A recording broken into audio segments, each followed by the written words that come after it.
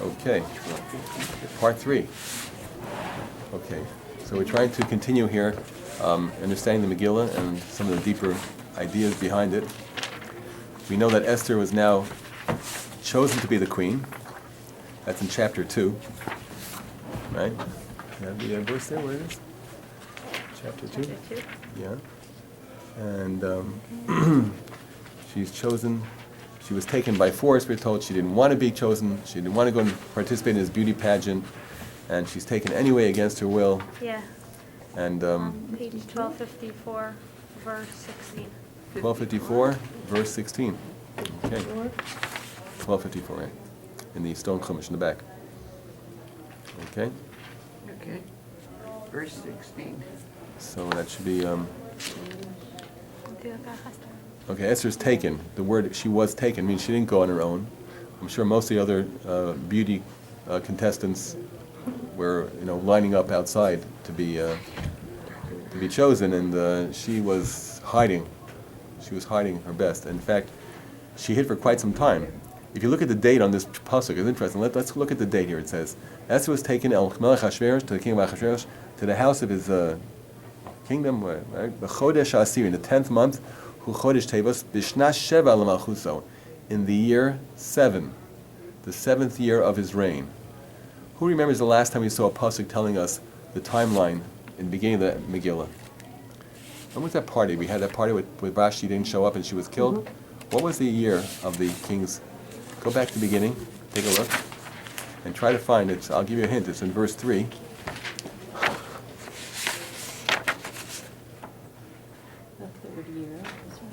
Yeah, if you look at chapter 1, verse 3, it says in the 3rd year of his reign, he made this party. We pointed out the reason why it's the 3rd year, because it took 3 years to build that fancy throne, that duplicate of Shlomo HaMelech, right, of Shlomo's throne, King Solomon's fancy throne. So 3 years into his reign, he makes this party. It lasts for 180 days, that's 6 months. Another 7 days of partying on the 7th day.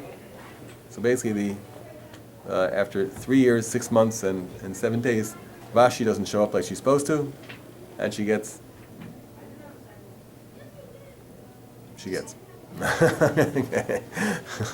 So it's in the 3.5 years into his reign that she is dispensed with.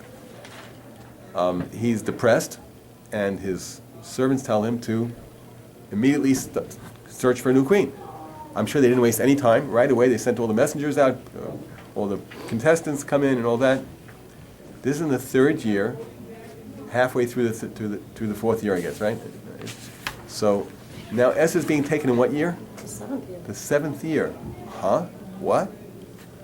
4 years have gone by since. Well, this is a very long beauty pageant.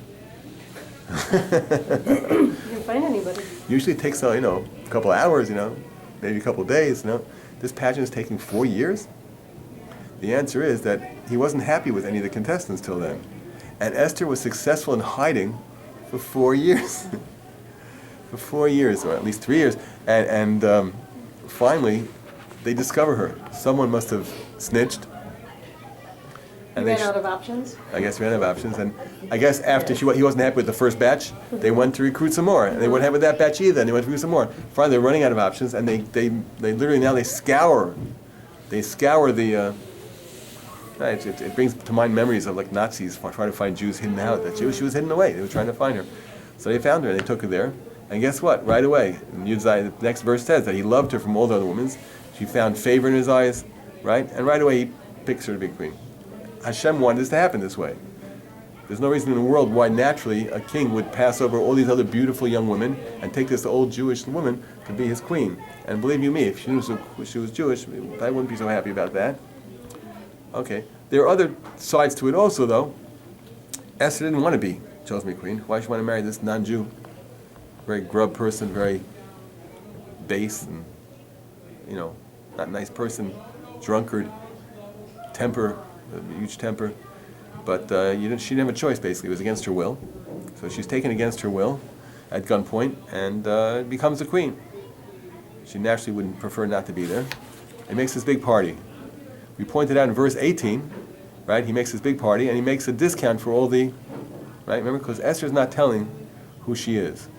We pointed out that this was all Hashem's manipulating the events, that at the time the concept, the whole concept of this beauty contest was conceived, it was not the ministers who conceived it. It was just these young kids, the servants, and they're concerned about just making him happy, and he was just moaning her beauty, the loss of Vashti's beauty. So he made a one criterion, one-dimensional search. So even though later there were ministers who did try to vet the candidates, they couldn't make it a obligatory. It wasn't a mandatory thing. They asked who you were, but if you didn't say, they couldn't do anything about it. It was an optional thing. The main thing was the beauty. So Esther manages to sneak in through this unusual situation, and nothing's known about her. It would never happen today. It would never happen in any normal time that a queen is elected with a total unknown. They don't know who she is. So the king's trying to squeeze out the information. He gives this discount to all this tax discount to all the nations. Hopefully that one of them will be grateful, tell where Esther's country. Doesn't work, because none of the countries are the countries she's from. What's really fascinating, I just discovered this, just learned this year. Look what happens after the end of verse 18, and he gives a discount to all the nations, right? And he gives gifts to all of them. That doesn't help the Jews, right? The Jews aren't benefiting because they're not in there. They're exiled from the country. The temple is destroyed right now, right? Look at verse 19. They gather once again, the young women, and Mordechai sits in the gate of the king. This is the first time, I believe, we see in the Megillah, Mordechai sitting. Who's Mordechai? Mordechai is some Jewish rabbi. Some old rabbi with a long beard, probably, right? And he has nothing to do with Persian government. He has no connection to that. Why is he all of a sudden installed sitting in the gate of the king? We're told that means he sat together with the noblemen. She's sitting with the noblemen. So the Vilna Gaon tells us this was Achashverosh's way of including the Jewish people. He knows all the people. He knows all the nations he has. And this one nation doesn't have a country. That's the Jews. And the discount for the taxes is not going to help for the Jews. So how can I squeeze the Jews? What favor can I do for the Jews? Let's take their big rabbi and give him a high government position. Let's give him a seat in the Congress, a seat in the King's Council over there at the gate, where all the high officials sit. I will give him honor. That'll get the Jews to now admit. So that's how he did a favor, not a tax discount, but rather give him a high political patronage position. So it didn't work, because the very next line says, and that's why it flows, in verse, Ein Esther Magedes Malata. Esther still refuses to tell, despite the favor being done. See how it flows now? Because it looks like disjointed thoughts. She's picked, he gives discounts and taxes. They gather the women together, and Mordechai sits in the gate of the king. By the way, according to Vilna Gaon, the gathering of these young maidens was to get them, send them home. Now, this last verse were three techniques designed to squeeze out from Esther, or from her people, what her background is. Number one, tax discounts for the whole world, all the different nations and countries. Number two, he sends home all the other women. Look, Esther, it's just you and me. No more thinking about, because I'm sure there's always an insecurity. There's plenty of beautiful women to pick from. Maybe today you like her, tomorrow you won't. No, he sends them all packing home. He gathered them, according to Vilna Gaon, he gathered them together to send them home. And thirdly, Mordechai sits in the king's, he's appointed now to this high position. So the Jews now also benefit. These are all psychological tactics to try to manipulate it. And at the end of all of it, what's the next verse say? Ein Esther Magedes. I'm not telling. She stands firm. Why? Because Mordechai commanded her not to do it. And it goes on to say, Mordechai listens, whatever Mordechai says, Esther listens to, even the slightest detail. That's important for detail, because one could argue that at some point maybe the reasons don't apply, and maybe it's okay to tell. She did not deviate from what Mordechai said. This is quite the opposite of the original sin of the Jewish people. What was the sin that started this whole thing rolling? The Jews were told by Mordechai, don't attend the party. Don't attend the party. It's not a good thing. The food's kosher. I don't care. Don't attend the party. There's other things about the party that aren't kosher. They didn't listen to him. Esther achieves the opposite. Esther, to counteract their sin, Esther is now listening to every single detail Mordechai tells her, unswervingly. Even if it doesn't make sense to her, she's going to do it anyway. So what happens is, because now, look at this chain of events, because this happened now, that Esther is trying to, Achashverosh is trying to get Esther to divulge her background, and therefore Mordechai is now elevated to sit in the king's gate. What happens in the king's gate right after that? Look at the very next verse. In those days, Mordechai's sitting, it tells us, while Mordechai's sitting there, now the stage is set for the next scene. Bigsan and Zeresh are now going to try to hatch a plot to destroy the king, to assassinate him.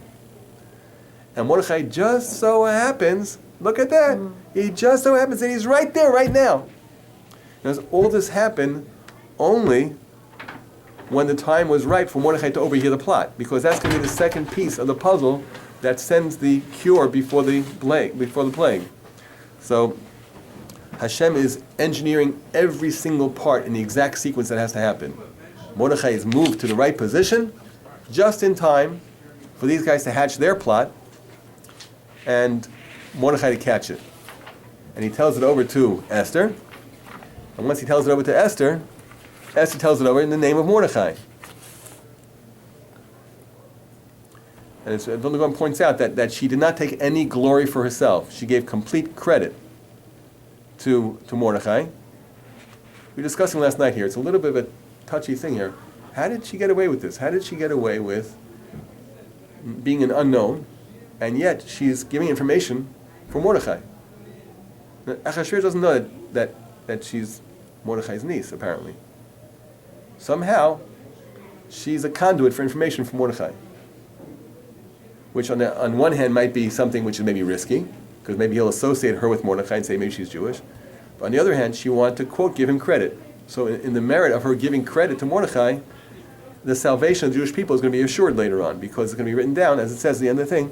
They found it out in verse 23. They check into it, and they find it out. How'd they find it out? So Vilna Gaon tells us very interesting. These guys weren't just jokers. In my childhood, I thought these were just some bozo, night watchman or whatever it was. These were very high officials. Very high officials. They were the ones who literally were the king through the night. They were with him through the night, and there were 3 shifts. And they were 2 out of the 3 shifts. And one of them had to go prepare the poison. And preparing poison, if you've ever done poison before, there's a lot of intricate steps to compounding the mixture. In those days especially, they didn't have the full laboratory they had nowadays for these things. They didn't have a CIA or an FBI or whatever it was, Shin Bet. So you had to go sit and work. And the guy says, I'm going to leave my spot for my shift while I'm busy working on this potion. So the guy said, don't worry about it, I'll do a double shift. I'll do your shift also. The 2 big son and Sarah. So one prepared the poison while the other one took a second shift. And that's when Mordechai had told the Achashverosh was going to happen on a certain whatever day it was, and they checked into it at that moment when the guy should have been on his own shift, and they checked out, and guess what? There's the wrong guy there. What's he doing? Oh, you're not here because you're busy doing something you shouldn't be doing.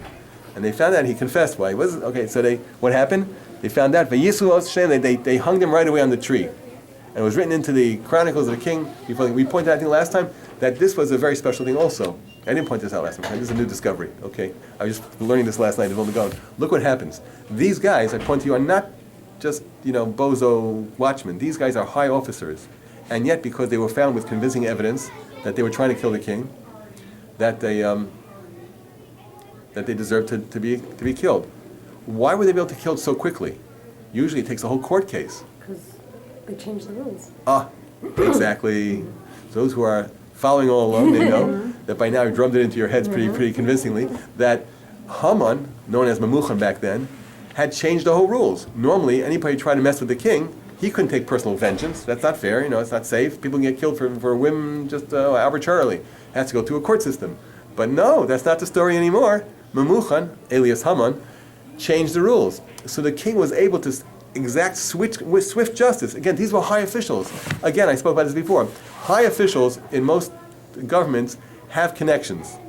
And had this gone through the regular court system, these guys would have gotten off somehow. It would have been delayed, and another court appeal, and another filing, and appeal. It would have been, somehow they would have gotten off with some circumstantial evidence, whatever.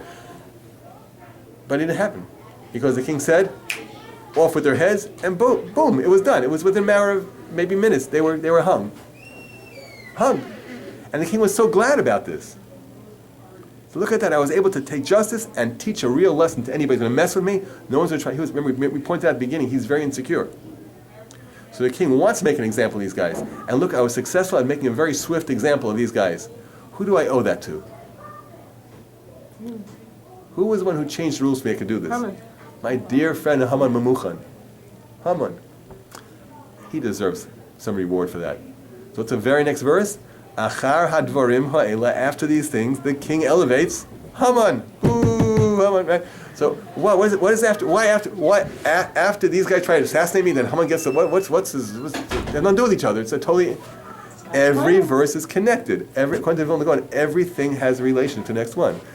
He's precisely elevated at this moment because he just hung these guys thanks to Haman, which never would have happened had it not been for Haman. So Haman's elevated exactly with this person. And now he's elevated. He's not just elevated to a position. He's elevated, it says he picks him up and he puts his seat, me'al kol hasarim Hashem, above all the other noblemen and rulers. In other words, he's like second to the king.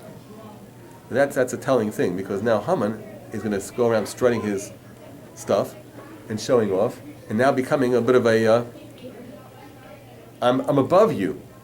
So I can demand from all of you that you pay homage to me by bowing down. So it's the very next verse. They're all bowing down to him. They're all bowing down to him, whether they're small people or big people, because the king has shown such favor to Haman that he put him above all the... He went from a nobody, I mean, it wasn't nobody, he had already gotten into the court system there, right? He got into that panel, he was a newcomer, newbie, but he got his... And he's elevated. So everybody who's in the King's Gate, remember we pointed out the King's Gate is not just the people who open the gates. The King's Gate is the whole, court, nobleman, house of Congress. It was a big thing. And Mordechai had been elevated there. So Mordechai is now sitting there amongst these other people, right? And all these other people are doing what? They're bowing down, bowing down, bowing down. And who's sitting there also? Our friend, Rabbi Mordechai. Our friend Rabbi. Mordechai lo yichrev lo yishtachaveh. Notice the verse. The verse doesn't say he did not in the past. It says he will not. When someone says he's not going to do something, it means not that he just didn't do it in the past. It's not going to happen. He made it very clear that no matter what, it's not going to happen. And we're told by our sages that Haman tried all kinds of things. He tried all kinds of things to get him to bow down. He used to carry a little idol in his thing. He tried to get rid of that, and he still didn't bow down. All kinds of things he tried to do. What's really amazing is that look at the next verse now. The king's servants, they said, why are you disobeying him? And it seems like there's no gain. You have no gain in this. What do you care? They don't seem to get in the idea of Avodah Zarah, that he's making himself into an idol.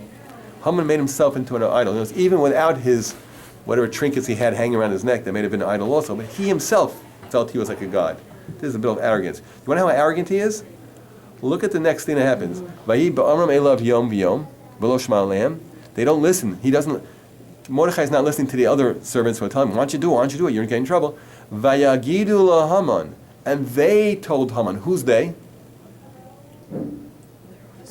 All these guys, all these princes, officers, noblemen, all these guys tell Haman, hey, this Mordechai Jew, he's now bowing down to you. What's the question you should ask? What do they care? One is whether they care, but what other question would you ask? What? Why? Why what? Why isn't he bowing down to them? Okay, that's the question. They were asking him already. That's the previous verse. But if you're Haman, do you need all the other people to inform you? If you see everybody's bowing down, there's one guy standing straight or sitting straight, do you think you'll notice it? Of course you'll notice it. He stands like a sore thumb. Everybody's bowing on the floor. They're all prostrating themselves on the floor. And this guy is like, nothing happened. Nothing. But he didn't notice. The Vilna Gaon says he didn't notice. He was so arrogant, so absorbed in himself, he couldn't imagine that someone's not bowing down to him. These guys had to tell him. He was so stuck up, his nose was so far up in the sky, he couldn't even see that Mordechai is not bowing down to him. So they had to go tell him, did you know he's not bowing down? And not only that, Haman wanted to go check. In other words, maybe he doesn't notice me. A little hard not to, but maybe he doesn't realize that I notice him. Well, on the first level, it's actually true. On the first level, Haman didn't notice him. He was right. Haman didn't notice him. So it could be that maybe Mordechai is not bowing down because he figures I'll get away with it because Haman doesn't notice me anyway. So if he doesn't notice me, so who cares? So Haman wants to check to see, would he still not bow down to me even if he knows that I'm going to notice? You find it a little confusing, right? Maybe he's not bowing down because he thinks I, Haman, don't notice him. I'm going to check now in a way which makes it very obvious that I'm looking at him and watching to see if he bows down, and he's going to know that I'm going to be aware if he doesn't do it. Let's see what happens then. So look where he goes. And they told Haman Liros to see, Hayamdu Direi Mordechai ki higid lahem ki hu. Let's see if he'll do it. So it says, the next verse says, Vayar Haman sees, ki ein Mordechai korea umishtachaveh lo. He doesn't bow down to him. You know, his idea of to him, I believe, is that Haman did it in such a way that he walked right up to him. Right up to him. And you can't think now that I'm not noticing. I'm standing right in front of you. And yet he's still not doing it. Means it's a personal thing to me. It's not because he's too lazy, doesn't want to bother. Now here I am, bow down. No action.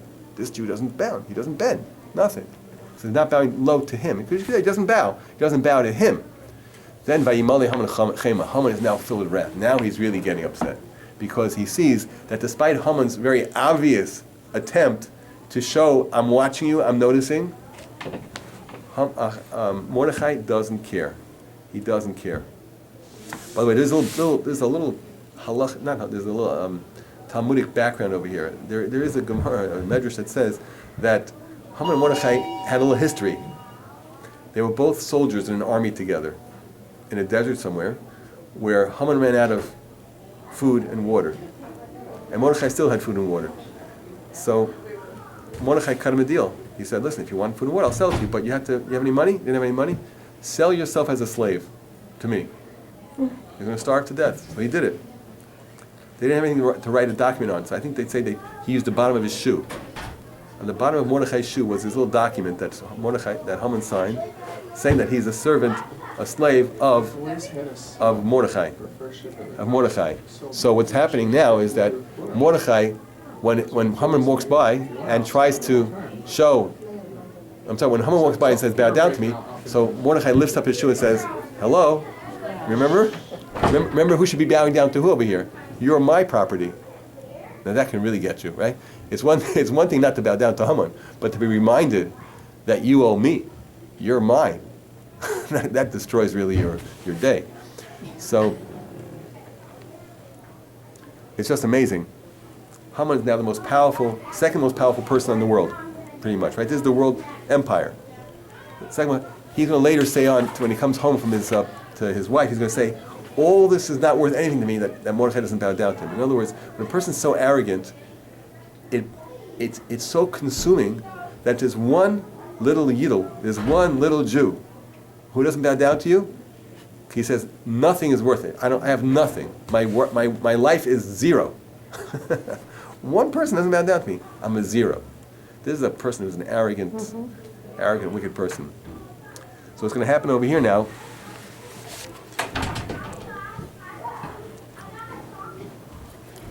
is that he's going to say, I have to get this guy.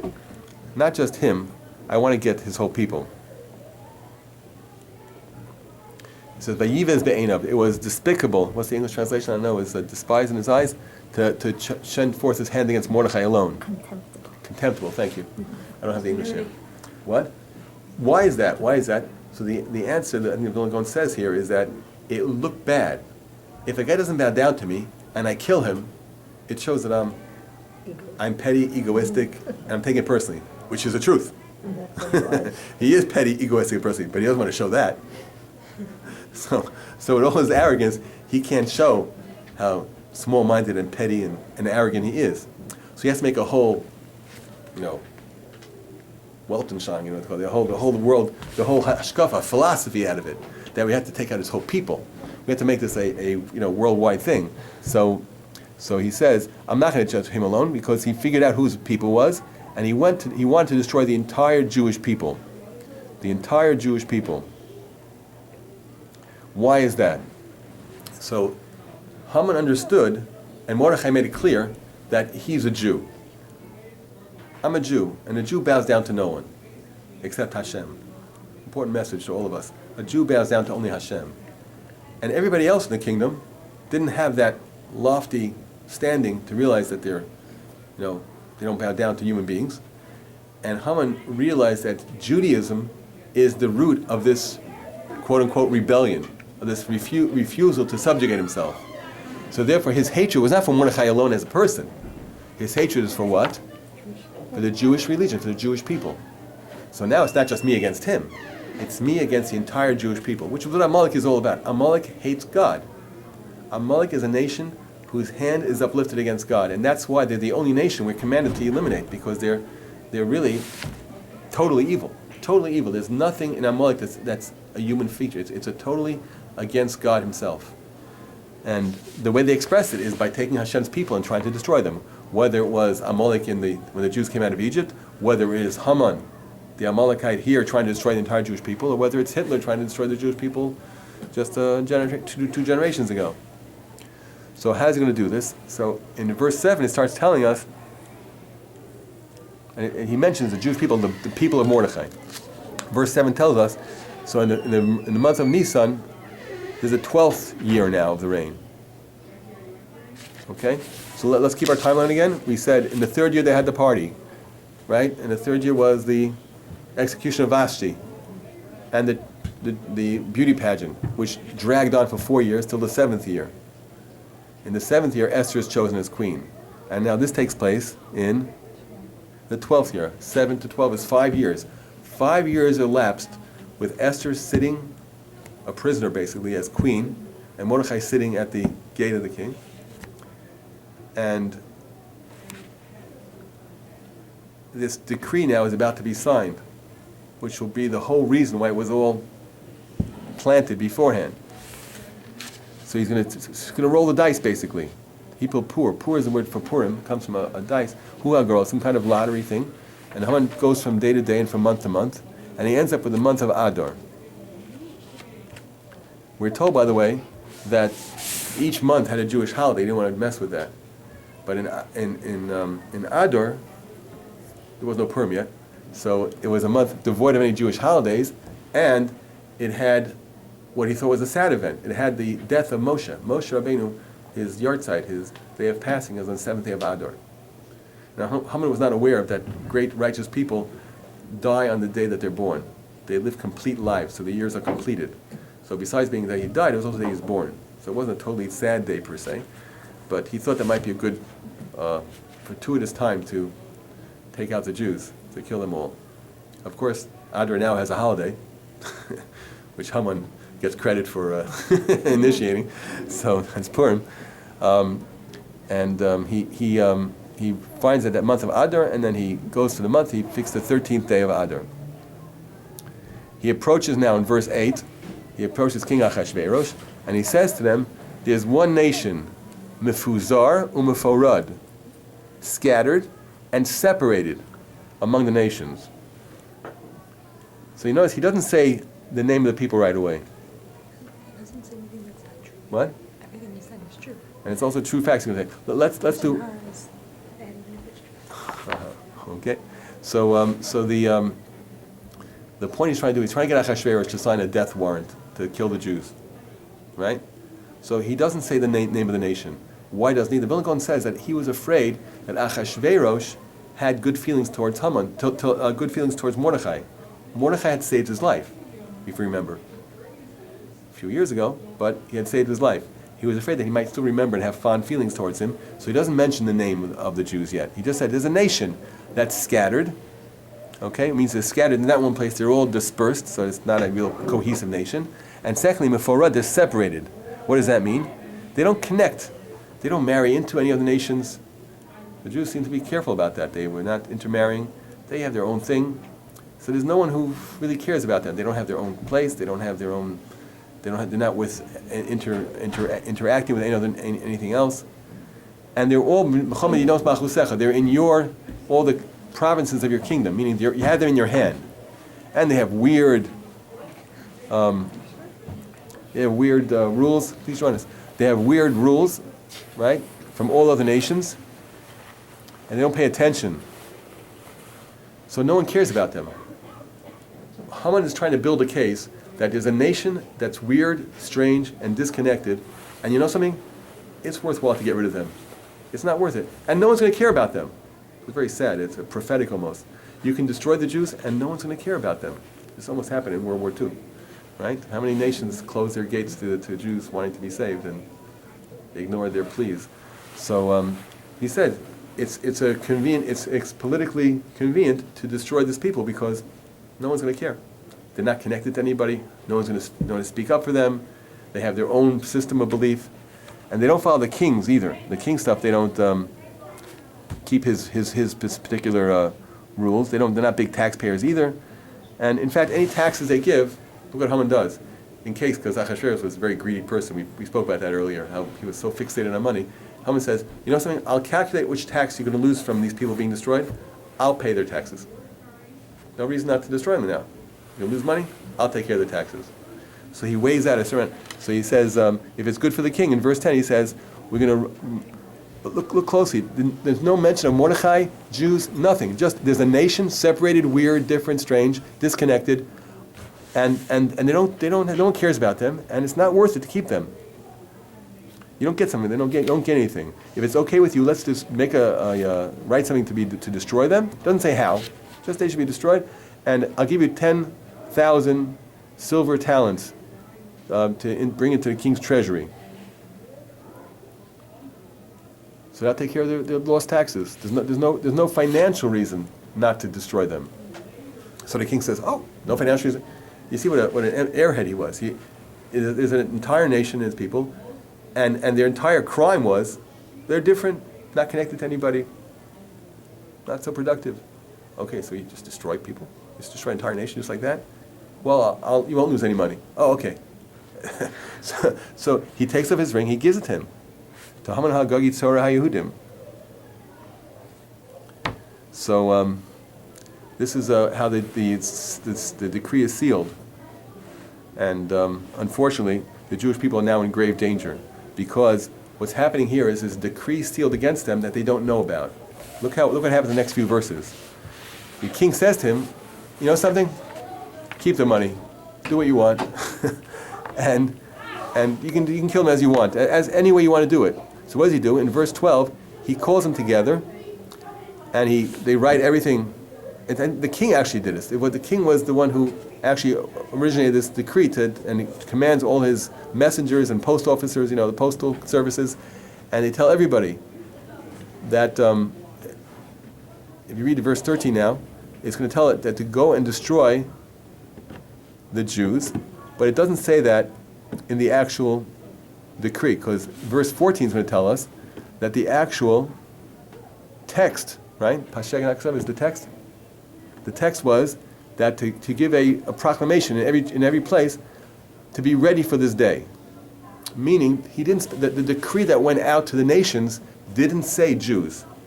It just said, be ready for a certain day. We're going to take care of some problematic nation, but it didn't say who it was. There was a fear. The fear was, if it's going to take some months before this happens, and it takes a while to get the word out, the Jews will now try to fight the decree. They're going to try to intercede. They're going to try to use all kinds of different, techniques to try to annul the decree. So what did he do? Very smart thing. He says, don't mention Jews.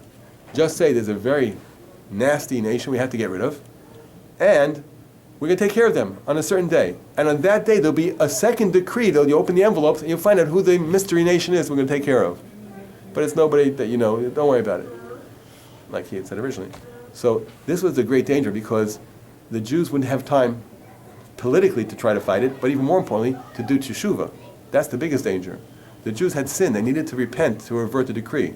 So on the physical level, it sounds like we want to do all these appeals to try to intercede with the king and to try to plead for all these things and things you have to do. But on a deeper level, in the reality of the world, what's really happening is a spiritual level, that the Jews have to do teshuvah. And here's where it could be a problem. If the Jews don't know they're in trouble, they're not going to be able to do teshuvah. They don't have the motivation. What's going to happen is Mordechai is going to know. Mordechai has ways of knowing things. He has a deeper understanding. What? Yes, Mordechai had spiritual powers to understand what was going on, and because of that, he found out about it. And that's going to be the thing that's going to spur the Jews to do teshuvah very soon. So this is what's happening now. The decree is signed, and the chapter here ends as they run out. The runners, the messengers run out, and Haman and the king sit down to drink. And the last words of the Ir Shushan Navocha. The city of Shushan is in turmoil. Confused? What's the word they use over there? What? Bewildered. Bewildered. Because it's confusing. There's a big decree to destroy an entire nation, and we don't know who it is, and so the Jews and others, there's a lot of confusion. They don't know what to do about it. And Haman and Achashverosh are having a good party, and everything's wonderful. And the Jews aren't, their lives are in the balance right now. So that's how he leaves things right now at the end of this chapter, where the Jews are in very grave danger, and yet, they don't know about it. They don't know about it yet. That'll change in the next chapter, God willing. Okay. So we'll hold off here, I think, and stay tuned. Next episode. Thank you very much. Come back next year.